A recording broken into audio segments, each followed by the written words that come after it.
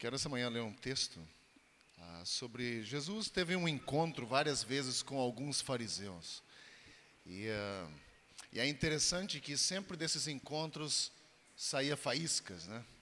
Os fariseus eram religiosos da época, conheciam muito bem a Bíblia daquela época. E basicamente os maiores embates e discussões de Jesus foi com religiosos, não com pecadores, mas com religiosos. Porque, na verdade, a religião pode endurecer o nosso coração. Quando a religião se torna um fim em si mesmo. Religião é uma ferramenta muito importante, porque, como a palavra diz, do latim, religião, de religar, a ideia de religar o homem com Deus. Essa é a ideia de religião. Mas, quando nós fazemos da religião uma forma de vida, um meio de viver, nós perdemos o foco e nós nos afastamos não só do Senhor, mas nós nos afastamos uns dos outros também. Porque passamos a endurecer o nosso coração. E quando Jesus, num sábado, que naquela época o sábado era considerado um dia inviolável, não se podia fazer absolutamente nada, nem cozinhar, nem comprar. Se você tivesse sem gasolina no seu carro, naquela época não tinha, mas se fosse hoje, você não poderia abastecer. Se você não tivesse comida preparada para você comer, você não poderia comer. Então era uma coisa rígida, completamente mal interpretada do Antigo Testamento, onde era quase impossível fazer o bem num dia. Mesmo você vendo uma pessoa caída numa sarjeta, você não poderia parar para ajudá-la, porque é considerado um trabalho em nome de uma religião. E num sábado Jesus entra num templo, numa sinagoga, e lá havia um homem com a mão atrofiada, diz o texto. E Jesus, ele tinha um coração compassivo, ele não conseguia ver pessoas em necessidade sem que não estendesse a mão. E aquele coração compassivo de Cristo fez com que ele curasse aquele homem. E o texto diz de Marcos capítulo 3, que nessa época os homens religiosos já procuravam motivos para acusar Jesus de alguma transgressão. E essa cura no sábado foi munição suficiente para aqueles homens, para que eles acusassem Jesus de violarem o sábado. E Jesus diz uma coisa muito interessante, no início, aliás, no final do capítulo 2, ele diz assim: o sábado foi feito por causa do homem, não o homem por causa do sábado. Talvez, à primeira vista, esse texto não nos diz muita coisa, mas ele diz, o sábado nos foi dado para que nós pudéssemos descansar. Ele foi feito por causa do homem. O homem não deve se tornar escravo dele. Assim como as nossas atitudes não devem nos escravizar também. Seguir religião não deve ser escravidão. Foi o que Jesus disse para esses homens, comunicando através dessa cura que ele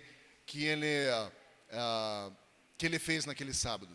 Mas o que mais me chama a atenção é o versículo 5 do capítulo 3, foi que depois de ter curado aquele homem, ou ter visto aquele homem sofrendo e ninguém fazendo nada, ele se sentiu irado, diz o texto. E olhou para os que estavam à sua volta e profundamente entristecido, disse ao homem, estenda a mão. Ele a estendeu e ela foi restaurada. Numa outra versão da Bíblia diz que a ira de Cristo se deu por causa da dureza do coração daqueles religiosos. O meu maior desafio é que eu não seja encontrado como um homem de coração duro, que promova tristeza ao Senhor. Ira e também uma profunda tristeza por causa do coração endurecido deles, diz o texto no versículo 5. Jesus ficou irado e profundamente entristecido por causa do coração endurecido. Minha oração essa manhã é que nós possamos olhar para dentro de nós mesmos e ver se o nosso coração não se encaixa nesse endurecimento. Corações não se endurecem da noite para o dia. Você não acorda de manhã cedo com o seu coração endurecido. Coração endurecido é um processo que tem início em um dia e vai alcançar o seu final talvez em alguns anos depois. Mas coração endurecido é um processo. Então nós precisamos olhar e ficar atentos se talvez nós não tenhamos uma indicação de coração endurecido. E sobre isso nós vamos estudar logo mais. Nós vamos ver sobre os princípios de Marcos capítulo 3, versículo 1 a 6, justamente sobre esse texto que fala sobre corações endurecidos e mentes petrificadas. Basicamente, o que Jesus nos fala aqui, do coração do homem sai vida. Aqui nasce todas as coisas, pensamentos bons ou ruins, ações boas ou assassinatos, tudo nasce aqui, no centro das nossas emoções. Nós poderíamos até, de repente, mudar um pouco o contexto da Bíblia e dizer que o centro das nossas emoções não é o coração. Mas a gente fala disso quando a gente está apaixonado, não desenha-se corações e tudo mais. É uma forma de comunicar que o centro das nossas emoções é o coração. Então, da onde partem coisas boas ou ruins é do centro das suas emoções. Então, é lá que acontece o endurecimento. Quando nós temos o centro das nossas emoções endurecidas, estamos com problemas. Então, hoje nós vamos estudar um pouco mais sobre como Jesus lidou com essa situação e como um coração endurecido começa e aonde ele termina. Em 6 versículos você pode ficar estarrecido. Quero convidar você essa manhã a colocar o seu coração nisso, assim como o Sérgio já orou aqui nesse dia. É uma alegria muito grande poder estar aqui de novo em mais um domingo, poder celebrar o nome do Senhor, aquele que é o nosso objeto de adoração maior, que é Jesus Cristo. Não é uma religião, mas é o próprio Senhor que nós queremos adorar e focar nele. Então eu quero convidar você a tomar parte nisso, nesse dia. Como eu disse no início, nós vamos dar continuidade no estudo dos princípios no livro de Marcos.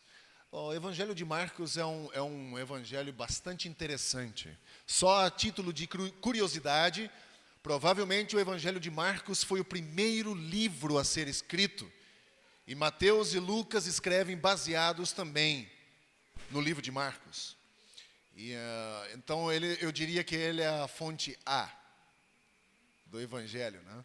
Então ele foi o primeiro livro a ser escrito. E Marcos, para quem não sabe também, foi aquele menino que o apóstolo Paulo quase escorraçou, né? Foi aquele que o apóstolo Paulo disse, esse cara não tem jeito. Foi Marcos, esse mesmo. E depois, a certa altura da vida de Paulo, Paulo manda chamá-lo, né? Paulo diz, enviem João Marcos para mim, porque ele me é útil. Aí provavelmente Marcos já estava bem mais maduro, né? Marcos, ele era parente de Barnabé, aquele lá de Atos, dos apóstolos. Então esse homem, garoto na verdade ainda, deve ter melado com Paulo, deve ter pisado na bola com Paulo, a ponto de Paulo ficar muito irado com ele. E o problema que isso gerou foi não somente entre Paulo e Marcos, mas também entre Paulo e Barnabé. Diz o texto em Atos que a desavença entre os dois foi tão grande que eles não podiam mais conviver. E esse é um detalhe que às vezes que nos passa desapercebido, que a vida cristã não é feito de mar de rosas. Mesmo nós sendo irmãos em Cristo, às vezes nós temos desavenças tão grandes que a primeira instância nos impede até de convivermos. Mas isso não significa que nós não possamos conviver até o fim, né? É fato que Barnabé e apóstolo Paulo se acertaram, conseguiram se entender mais no final da vida, a ponto de Paulo solicitar que ele enviasse João Marcos, porque ele era útil naquele momento. Então essa é só uma curiosidade a respeito do livro de Marcos. Se Paulo não tivesse investido tempo nesse menino, nós não teríamos talvez hoje o livro de Marcos. E consequentemente também não teríamos Mateus e Lucas, que se basearam nos escritos de Marcos para escrever o próprio Evangelho. Então essas são coisas como Deus age na vida de pessoas e na vida da própria igreja que a gente não entende, mas depois no final das coisas a gente percebe, puxa, Deus estava aqui colocando as peças no lugar e fazendo as coisas concorrerem para que se combinassem. Algumas semanas atrás nós estudamos sobre a alegria do Senhor é a nossa força. Não sei se vocês lembram disso. O Senhor é alegre, é feliz, o Senhor é alegria porque Ele conhece o escopo da história. Ele sabe como começa, como é o meio e como é o final. Nós não. Por isso que quando nós olhamos para coisas assim, dizer, como é que Paulo e Barnabé quase saíram no tapa? Né? Há desavença, são pessoas. Mas depois, com esse acerto, vem o João Marcos e ele então é aceito e faz com que nós temos hoje em nossas mãos o Evangelho de Marcos, que é peculiar, é extremamente interessante esse livro. Se você tiver tempo, ele é bem curto, ele só tem 16 capítulos, é muito fácil de você ler, você pode ler isso numa sentada só. Muito bom de ler, tem algumas coisas no livro de Marcos que você não vai encontrar em Lucas e em Mateus. Essa manhã eu quero passar um tempo com vocês pensando sobre corações duros, mentes petrificadas.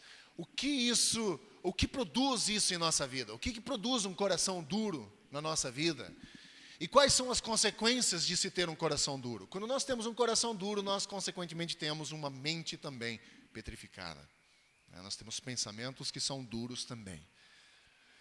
Porque é consequência do nosso centro, do nosso sentimento. Se nós temos essa área da nossa vida petrificada ou dura, consequentemente todas as áreas também serão. Um dos princípios bíblicos é de que do nosso coração proviriam todas as coisas, tanto bem quanto mal. Então, se essa área está petrificada, as outras também estarão. Nesse texto de Marcos, capítulo 3, nós vemos um embate entre Jesus e líderes religiosos, como eu disse no início aqui. E esse embate ele vai se intensificando na medida que o tempo vai passando. Começa com uma tentativa de desacreditar Jesus e os milagres dele, uma tentativa, e ela se encerra numa tentativa de complô para matar o próprio Cristo. Então, para você ter uma ideia, o que um coração duro pode promover? Ele começa com pensamentos ruins, mas pensamentos não permanecem pensamentos para sempre, eles se tornam ação. Então, quando o nosso coração é endurecido ou fica duro, a nossa tendência é de colocar essa dureza em ação em curto espaço de tempo ou a longo prazo, se nós não resolvermos essa situação em nossa vida. E nós vemos isso. Em 6 versículos, você vê esse movimento acontecer. No versículo 2, de capítulo 3 de Marcos, você vê que os fariseus buscavam uma desculpa para acusar Jesus, ou para desacreditar Jesus, uma só. E no final do texto, no versículo 5, no versículo 6, aliás, desculpem, ele diz assim, e buscavam motivos para matá-lo. Em 6 versículos, você vê o movimento acontecer. Agora, nós vamos ver o que isso gerou, né? O que isso pode gerar também aplicando isso na nossa vida. Mas na altura do texto, principalmente no versículo 2, eu fico impressionado com a dureza do coração dos fariseus. É uma dureza que, sem dúvida, levou para a conspiração, né, da morte de Cristo. Se você tem sua Bíblia aí, vamos ler esse texto para que a gente possa entender do que isso se trata. Lembrando sempre que o capítulo 3 é, na verdade, uma continuação do que nós temos no final do capítulo 2. Era sábado, Jesus estava com os discípulos dele, e alguns discípulos estavam ajuntando grãos para comer. Eles não tinham feito nenhum almoço especial, não havia ali penne ao pesto naquela manhã de sábado. Então eles tiveram que correr atrás para juntar alguma coisa. E como eu disse aqui no início, era proibido qualquer tipo de trabalho. Mas você sabe como é aquela máxima, né, do jeitinho brasileiro? Mas deixa eu dizer uma coisa para você. Isso não é exclusividade nossa. O jeitinho brasileiro é exclusividade humana. E sempre alguém tentou dar um jeitinho. Por exemplo, a lei de Deus, a lei lá do Antigo Testamento dizia que no sábado era dia santo, consagrado ao Senhor, não se poderia trabalhar. Nada, zero, nada. Nem o animal, nem você, nem teus empregados, ninguém. Mas tinha algumas exceções. Por exemplo, se você estivesse no mar ou sobre a água, você não poderia ficar com o braço cruzado porque você poderia ficar à deriva. Então, era aberto essa exceção. Se você estivesse sobre água, você poderia trabalhar, porque a tua vida dependia disso. Então, alguns judeus muito espertos, sabe o que eles fizeram? Eles encheram alguns barris com água, colocavam sobre os jumentos deles e sentavam sobre os barris para conseguir trabalhar no sábado, porque aí eles estavam sobre a água. Era um jeito de dar um jeitinho na coisa, na lei. A lei também dizia que no sábado você não poderia andar numa linha reta mais do que 1 quilômetro. Sabe o que os judeus faziam? Eles andavam em zigue-zague. Para burlar a lei, para dar um jeitinho. Então, gente, quando a gente fala assim do jeitinho brasileiro, não é só exclusividade nossa. Em toda a história sempre houve um jeitinho, sempre alguém deu um jeitinho de se conformar com a palavra do Senhor. E deixa eu dizer uma coisa para você, é o que a gente faz hoje em dia ainda. Isso aqui Deus não leva tão a sério. Isso aqui também não. E a gente vai fazendo zigue-zagues na nossa vida. Nós vamos abrindo concessões na nossa vida. Não, isso aqui Deus não leva tão a sério. Esse pecado aqui é tranquilo, né? Deus não olha com tanta severidade. E nós aprendemos aqui algumas semanas atrás de que Deus leva o pecado muito a sério. Muito a sério. Porque é uma ofensa à santidade dele. Então nós não podemos menosprezar isso. Essa manhã, então, quero, junto com vocês, pensar um pouco sobre corações duros e mentes petrificadas, lendo o texto, então, de Marcos capítulo 3, versículos 1 até 6. Eu não tenho ali, mas você pode acompanhar na sua Bíblia. Diz assim, na continuação do capítulo 2, que eu disse aqui no início, ele estava num sábado catando comida, e Jesus foi questionado por causa disso. Versículo 1, noutra ocasião, ele entrou na sinagoga e estava ali um homem com uma das mãos atrofiadas. Alguns dos fariseus, estavam procurando um motivo para acusar Jesus. Por isso, o observavam atentamente, para ver se ele iria curá-lo no sábado. Jesus disse ao homem da mão atrofiada, levante-se e venha para o meio. Depois, Jesus lhes perguntou, o que é permitido fazer no sábado, o bem ou o mal, salvar a vida ou matar? Mas eles permaneceram em silêncio. Irado, olhou para os que estavam à sua volta e, profundamente entristecido por causa do coração endurecido deles, disse ao homem, estenda a mão.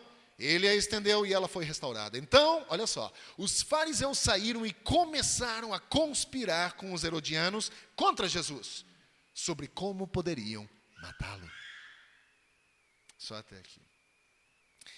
Essa crítica que Jesus suportou com os líderes religiosos acontecia com frequência. Aconteceu lá em Marcos 2, 6 e 7, quando Jesus disse que ele poderia perdoar os pecados. Aconteceu quando ele jantou com pecadores, Marcos 2, 16. Quando os seus discípulos iam colher grãos no sábado, como acabei de citar, Marcos 2, 23, 24. E essa escalada só crescia. Primeiro uma forma de acusar, depois a tentativa de matar. Aparentemente, esses homens eram incapazes de apreciar a cura que Jesus tinha feito. O bem que Jesus fez. Mas deixa eu dizer uma coisa. É muito fácil criticar os fariseus. Muito fácil. Você lê aqui e critica. Fácil de criticar os corações duros e pensamentos duros desses homens. No entanto, se eu e você não tivermos cuidado, nós vamos ser culpados do mesmo problema. Eu e você seremos iguais a esses homens, incapazes de ver o que Jesus faz. Ok, vamos considerar um problema aqui. Pode passar aí, Bruno. Junto contigo, essa manhã, eu quero considerar o problema da dureza do coração. O que é a dureza do coração? Dureza do coração existe há muito tempo. Há muito tempo. Caim, o primeiro assassinato da história humana. O coração dele se endureceu. Diz o texto lá, de Gênesis, que o semblante dele caiu.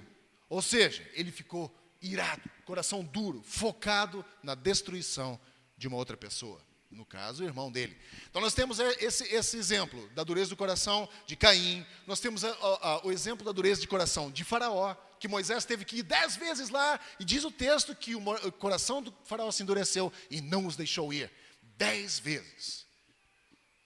10 vezes o coração do homem se endureceu. E vemos também esse exemplo de coração endurecido na história de Israel.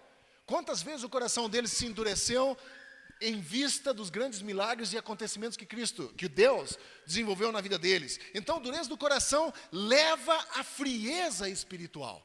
Gente, isso é muito sério. Quando nós endurecemos o nosso coração, espiritualmente nós esfriamos. Nós vamos esfriando. Uma incapacidade de ver a verdade. Nós começamos a facilmente abrir concessões. Facilmente nós abrimos concessões quando o nosso coração é endurecido. E esse motivo levou Jesus a ensinar por parábolas. Sabem o que é parábolas? Jesus pega uma verdade espiritual e usa um acontecimento ordinário do dia a dia para ensinar uma verdade espiritual. Jesus pega uma ideia com olhos do campo, lembram do solo, dos 4 terrenos? Há uma quantia de semente que caiu no meio dos espinhos, outra entre as pedras, outra no caminho e outra em terra boa. É uma parábola. Ele pega algo que as pessoas sabem do dia a dia de plantar, mas ensinando uma verdade espiritual com isso. E sabe o que acontecia com as pessoas? Não entendiam nada. Nada. Por causa da dureza do coração. E Jesus diz isso. Quando nós temos o nosso coração endurecido, nós temos uma incapacidade de ver essa verdade espiritual. Também a dureza do coração nos leva a uma resistência mental. Uma recusa de aceitar o que pode ser verdade. Ou você acha que essa oposição contra princípios cristãos no mundo é por acaso? O mundo está com o coração duro e os olhos cegos para as verdades espirituais. Por isso ele se opõe. Por isso se opõe. Isso é normal. Nós não temos que criticar essas pessoas.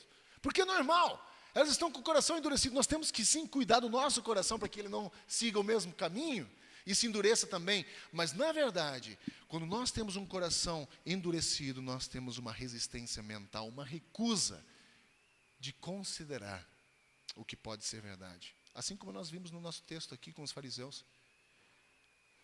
Sábado é um dia de descanso? Sim, é um dia de descanso, mas tem um homem que está sofrendo. Será que não é muito mais importante a cura desse homem do que guardar o nosso sábado? Sempre tentando tirar o foco da coisa. Eles não tinham o conhecimento do bem que Jesus havia feito. Eles não tinham. E o resultado final é calamidade. Provérbios 28, 14 diz: quem endurece o coração cairá em desgraça. Quando nós temos o nosso coração endurecido, nós temos uma incapacidade muito grande de sentir, né? Porque a dureza faz isso. Agora, como o coração é endurecido?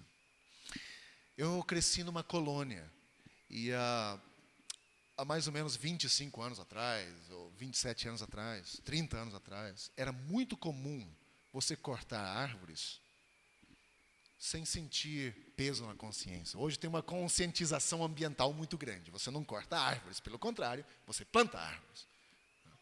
Mas eu trabalhei com meu pai por um bocado de tempo, e ele era marceneiro, então era necessário cortar árvores. E eu lembro que eu ajudei ele a derrubar várias árvores, e quando você corta uma árvore num lugar onde você vai depois fazer plantio e tudo mais, a terra é extremamente fofa, muito boa. E com o tempo, você vai passando com o carro, a chuva cai, e você passa com o carro de novo, o sol brilha em cima, e você passa com o carro de novo. Com o tempo, aquele terreno vai se compactando. Com o passar dos anos, você caminhando, carro passando, cai chuva, sai sol, e você caminha, carro passa, sai chuva, sai sol, e você caminha, carro passa, sai chuva e sol. E quando você percebe, esse terreno está tão compactado que nem a água penetra mais. Por causa do processo de pisadura, processo de passar carro em cima, de sol e chuva. Estou falando em parábolas aqui de novo. O nosso terreno do coração, ele nasce extremamente bom. Uma criança, ele tem um terreno fértil no coração. O que você semeia lá nasce. Mas com o passar do tempo, os problemas, os carros começam a passar. E aí a tempestade cai em cima. E aí sai sol, que vai endurecendo. E aí você tem mais problemas de carro passando. Pessoas pisam. E sol de novo, e chuva de novo. E quando você menos percebe, aquilo que antes era um terreno fértil e produtivo, agora se tornou um terreno estéril, duro. Nada penetra nele. Mas pensem bem, foi um processo que conduziu o seu coração até esse estágio. Não foi da noite para o dia. E às vezes nós não temos culpa. Às vezes pessoas pisoteiam a nossa vida, pisam no nosso coração. Às vezes pessoas nos magoam, às vezes pessoas nos machucam. E o nosso coração vai endurecendo. E, consequentemente, quando o nosso coração se endurece com relação a pessoas, ele também se endurece com relação a Deus. E nós não permitimos mais que o Espírito Santo tenha liberdade em nosso meio, nós não sentimos mais o Espírito Santo agir em nós. Coração endurecido, o final dele é calamitoso, diz Provérbios 28:14. Mas prestem bem atenção no que o versículo diz. Quem endurece o seu coração? Ele não está dizendo que as pessoas endurecem o seu coração, porque pessoas não têm o poder de endurecer o seu coração. Quem tem é você. Você endurece ou permite que o seu coração se endureça em relação a alguém. Quando ela te pisa, quando ela te ofende, quando ela te magoa, quando ela te machuca, eles não endurecem o seu coração. É você próprio que endurece o seu coração em relação aos outros. Por isso a Bíblia nos diz, ele nunca nos diz para fazer com que o outro pare. Ele sempre diz, você não faça. Ou você acha que os 10 mandamentos são para quem? Para proteger você? Os 10 mandamentos são protegendo os outros de você. Olha para a Bíblia o que ele diz. Não cobiçarás a mulher do próximo, não roubarás, não furtarás, não terás outros direitos. Você não deve fazer. Ele protege os outros de você. Ele protege os outros, vocês de mim. Mas nós olhamos para a Bíblia sempre como vítimas. Mas é claro, ele diz, cuidado, você que está endurecendo, nós. Já pensou nisso? Considerou isso? Então, quem endurece o seu coração, o final dele é calamitoso. Quem endurece o coração cairá em desgraça. Considere também os pensamentos petrificados.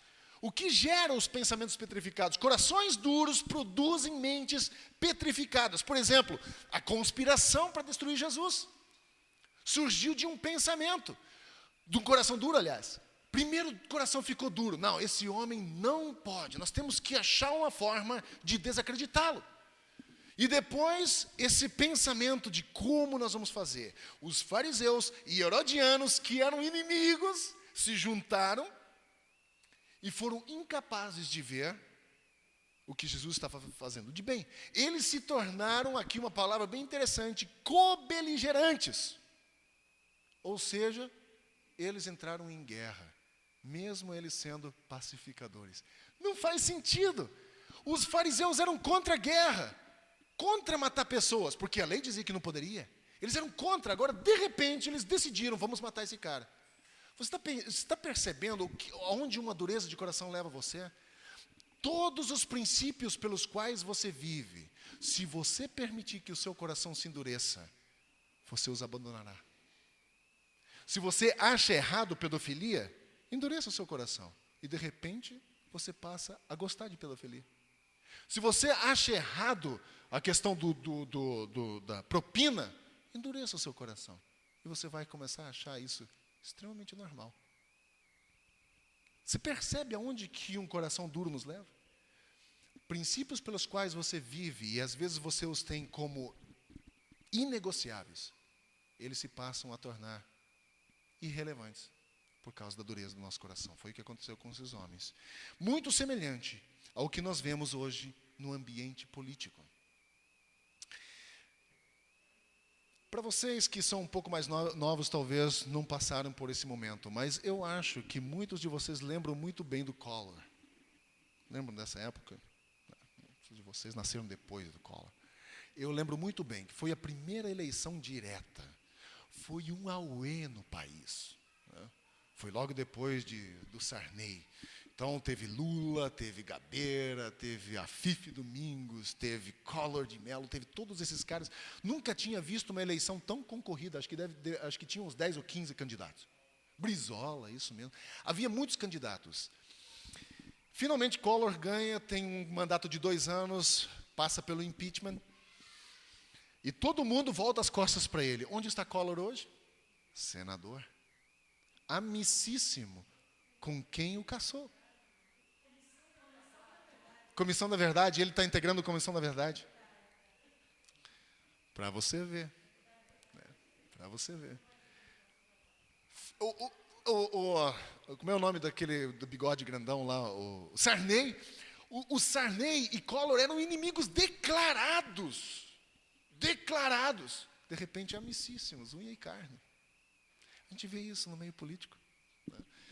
Pessoas fazendo a mesma coisa. Mesmo ocorre com frequência na esfera das diferenças religiosas. Mesma coisa. Em nosso esforço de lutar pela verdade, nós podemos facilmente começar a pensar mal dos nossos vizinhos, dos nossos colegas de trabalho e até mesmo dos nossos irmãos.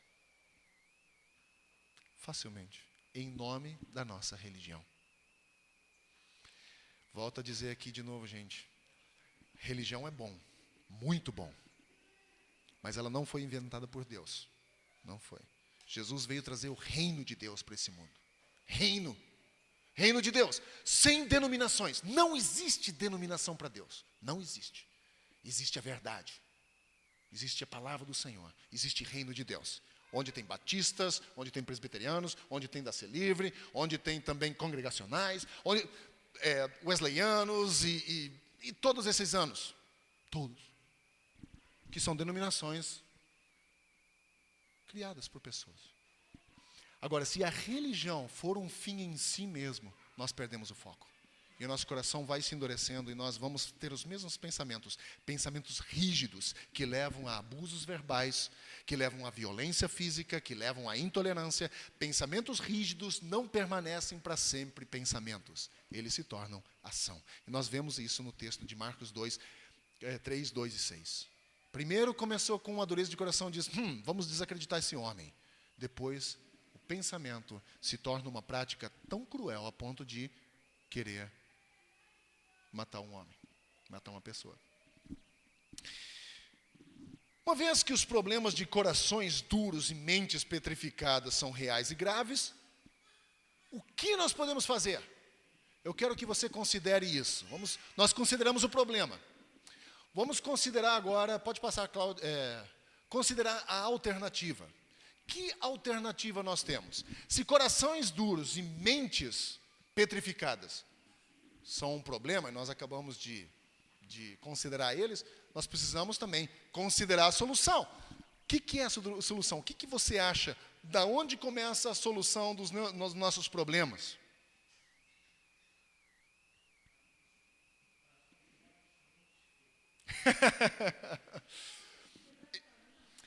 Eu colocaria basicamente assim: corações compassivos ou macios, tender. Mas tender é aquele animal que a gente come no final do ano, né?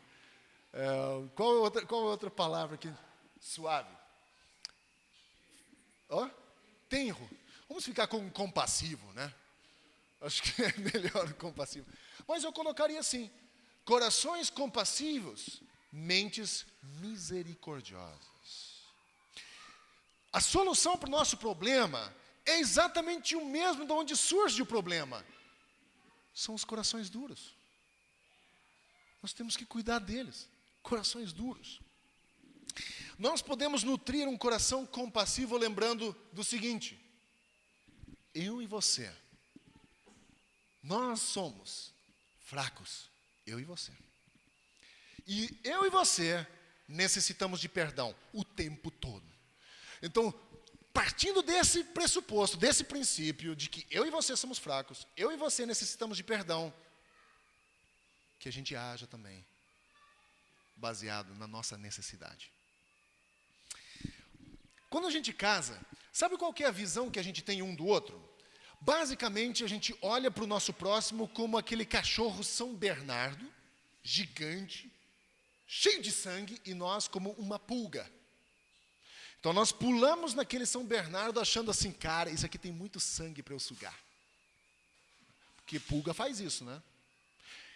Só que a outra pessoa nos vê também como São Bernardos, gigantes, cheios de sangue para sugar, quando na verdade nós somos pulga e o outro também é pulga. Você vê que problema a gente tem? E aí a gente fica exigindo do outro. Você não me dá, você não me dá. Porque eu sou uma pulga e o outro também é, mas eu o vejo como São Bernardo e o outro também me vê como São Bernardo. Aí vira aquele problema.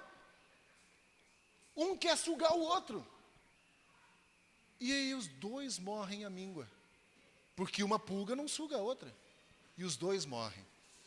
Quando nós olhamos para o outro exigindo do outro o perdão, quando nós olhamos para o outro exigindo do outro compassividade, quando nós olhamos para o outro e exigimos dele uma atitude diferente, nós estamos fazendo a mesma coisa. Estamos olhando para ele como um São Bernardo, sugando dele, quando na verdade ele é uma pulga, assim como você é, ou eu.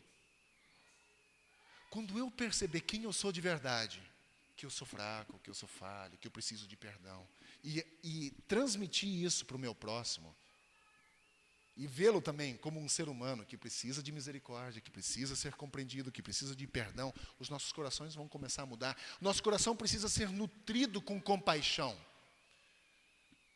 Nutrido de compaixão. E isso não é uma tarefa fácil. Ou você acha que quando alguém te fecha no trânsito, é fácil você orar por ele? A minha esposa faz isso com uma maestria incrível. Tenho aprendido muito com ela. A minha raiva sobe aqui, sabe? Vocês sabem que algumas semanas atrás uma van bateu na gente, né? E a forma com que ele bateu foi muito incrível. Eu estava na esquerda e ele estava na terceira pista da direita. Ele simplesmente atravessou e bateu no lado direito, na frente do nosso carro, assim, e foi embora. Fiquei tão irado, mas tão irado, que corri atrás dele, e a Raquel foi orando no meio do caminho. E essa compaixão que ela tem, eu tenho aprendendo a ter. A compaixão. E de olhar o outro ser humano como também alvo da misericórdia e da graça de Deus. Isso não significa que ele pode sair fazendo besteira no trânsito. Tanto é que ele pagou o conserto do carro. Graças a Deus. Oi? Alcancei ele. Alcancei não porque meu carro é veloz. Pelo contrário, meu carro é 1.0. Eu jamais alcançaria ele. Alcancei pela graça e misericórdia de Deus, que tinha carros na frente, ele não conseguia ir. Ele teve que encostar. E também os outros carros, eu acho que foram tão compassivos comigo que saíram da frente e faziam um sinal para eu passar, para poder chegar mais perto dele.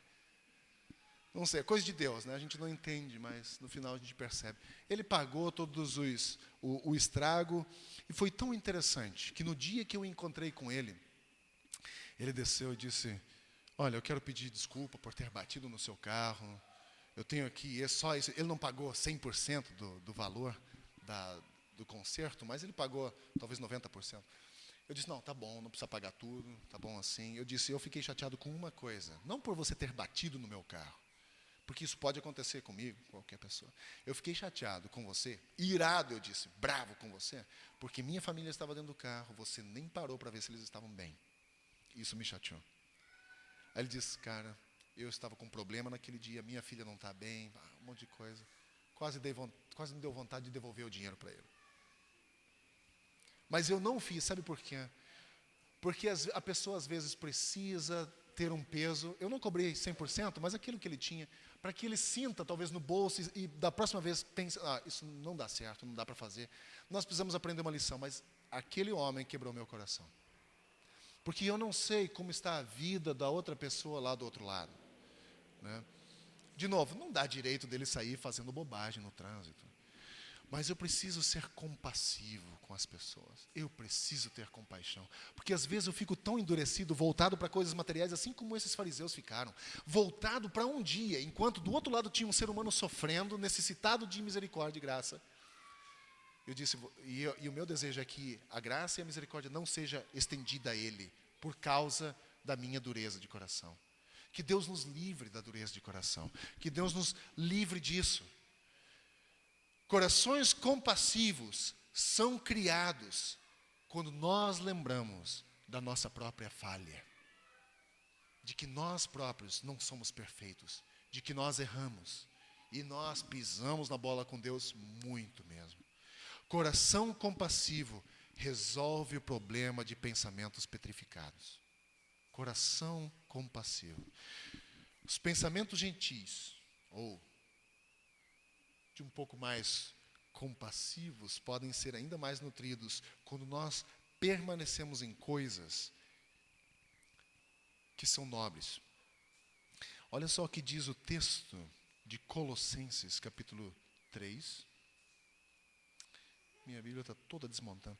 Capítulo 3, versículo 12. Olha só o que ele diz. Portanto, como povo escolhido. Olha o apóstolo Paulo dizendo aqui à igreja em Colossenses, ele diz, vocês como povo escolhido de Deus, santo amado, revistam-se de profunda compaixão. Revista-se de profunda compaixão, bondade, humildade, mansidão, paciência. Suportem-se uns aos outros e perdoem as queixas que tiverem uns contra os outros. Perdoem como o Senhor lhes perdoou. E acima de tudo, porém, revistam-se do amor, que é o elo perfeito. Está aqui a resposta para a nossa alternativa.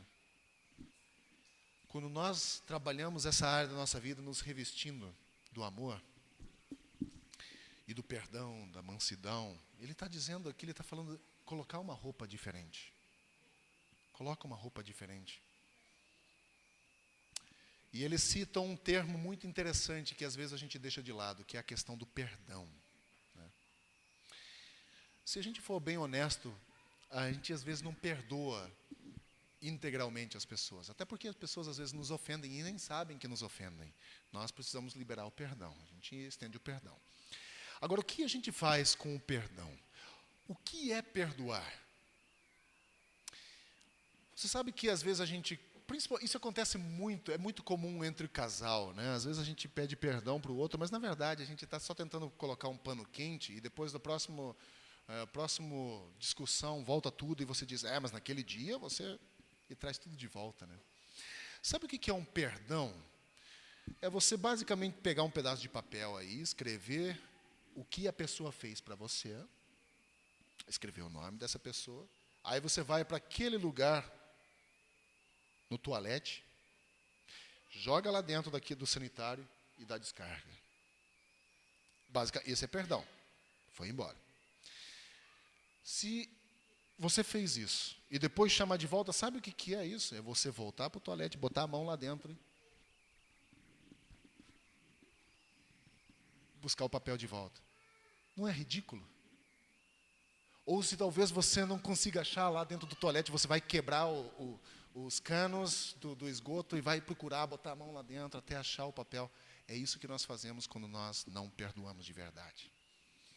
Nós jogamos ele no toalete, damos a descarga e depois botamos a mão lá para tentar trazer de volta. E geralmente não volta mais como era, né? Volta um pouco pior. É assim a falta de perdão. Ele volta sempre acrescido de alguma coisa, de uma sujeira, de um peso maior.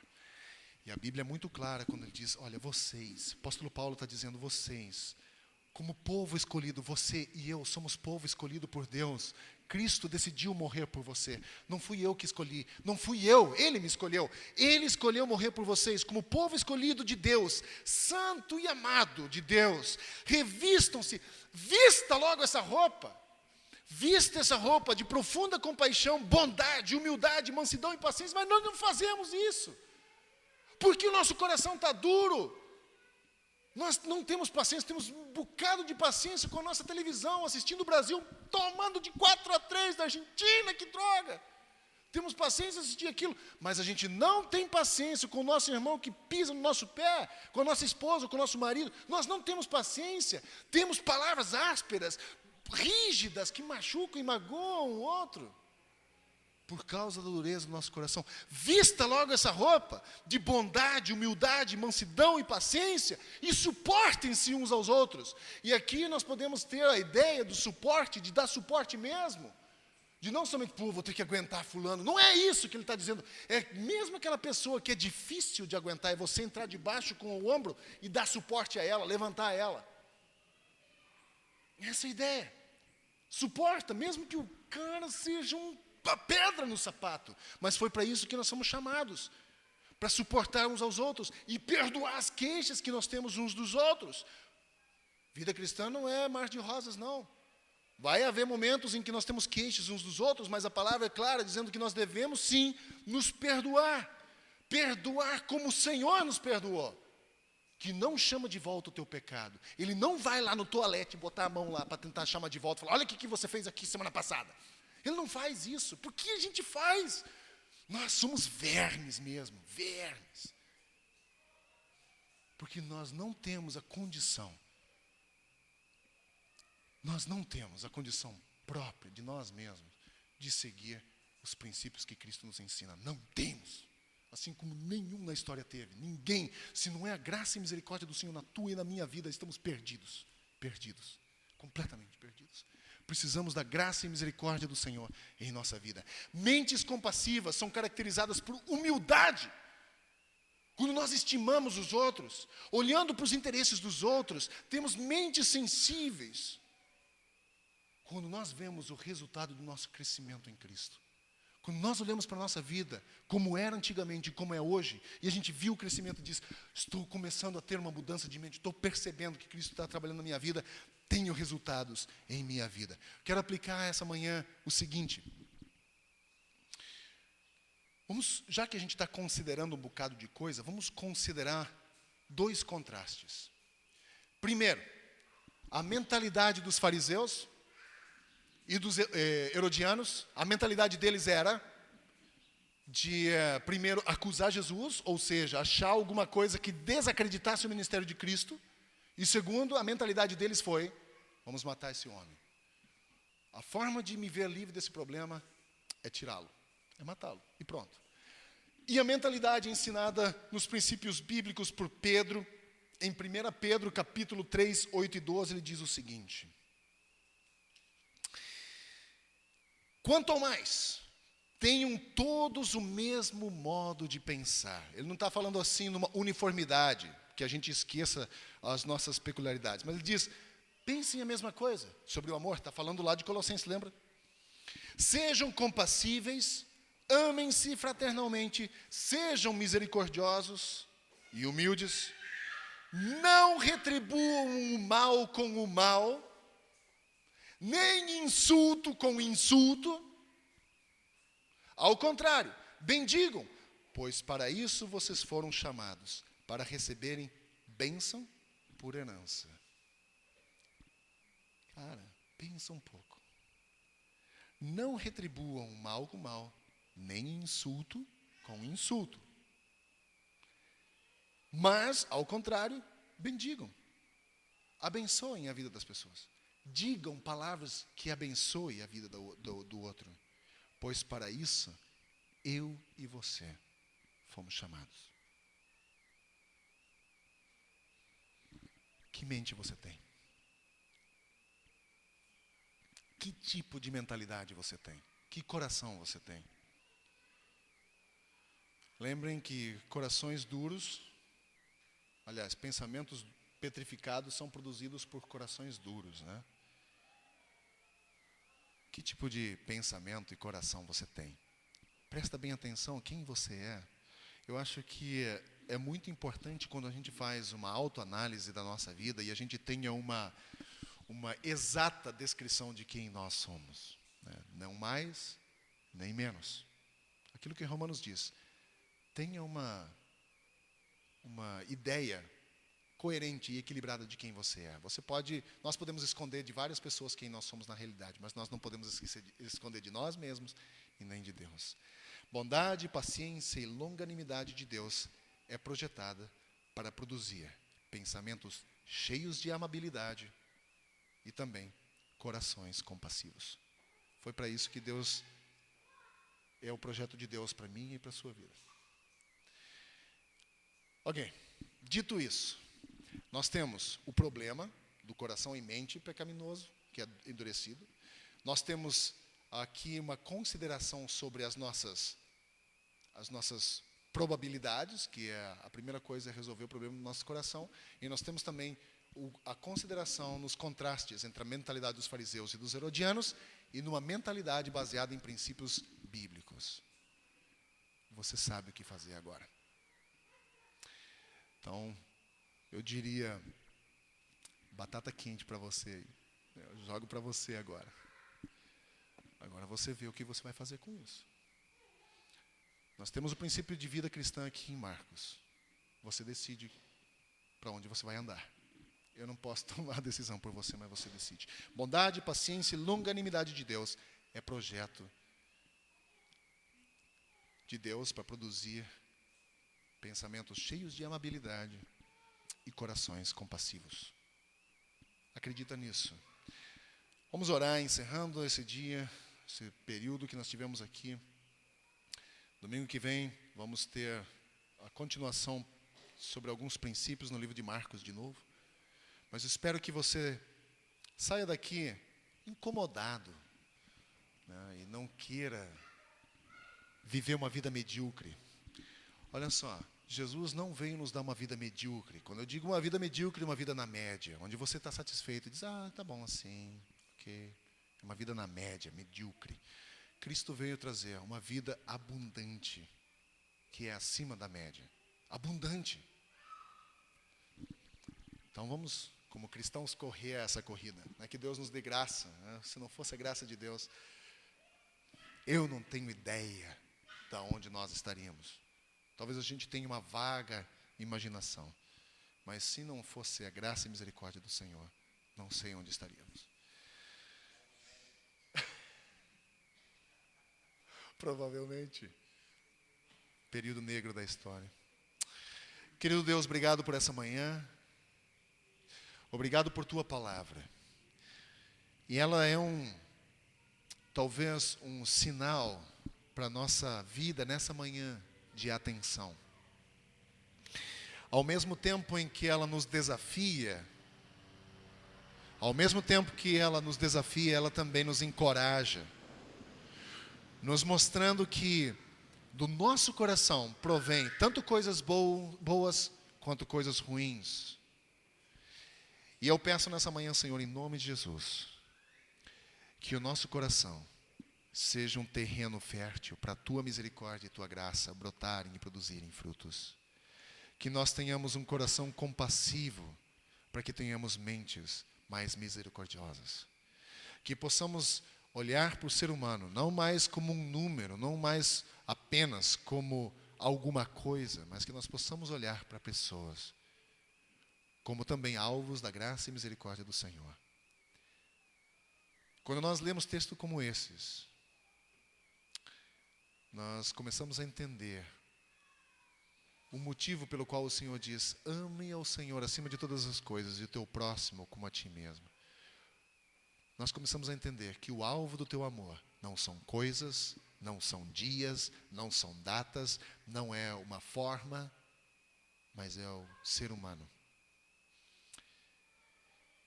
Então, Senhor, nós pedimos que o Senhor tenha misericórdia da nossa vida, que possamos ter corações compassivos, que nós possamos viver segundo a tua vontade, com princípios para a nossa vida, nos quais nos fazem colher frutos de graça, de misericórdia, de paz. Deus nos abençoe nessa manhã. Derrame a tua graça no nosso coração e que possamos experimentar a tua vontade à medida que vivemos. E eu oro nessa manhã para que a graça do Senhor Jesus, o amor de Deus o Pai, comunhão e consolação do Espírito Santo sejam conosco hoje e sempre. Oro isso em nome de Jesus. Amém. Vá em paz, Deus abençoe você, mas pratique aí a koinonia, que é um termo grego de Atos, de comunhão. Pratique a comunhão. Abraço, uma conversa, um bate-papo. Deus abençoe vocês. Tenham um ótimo domingo.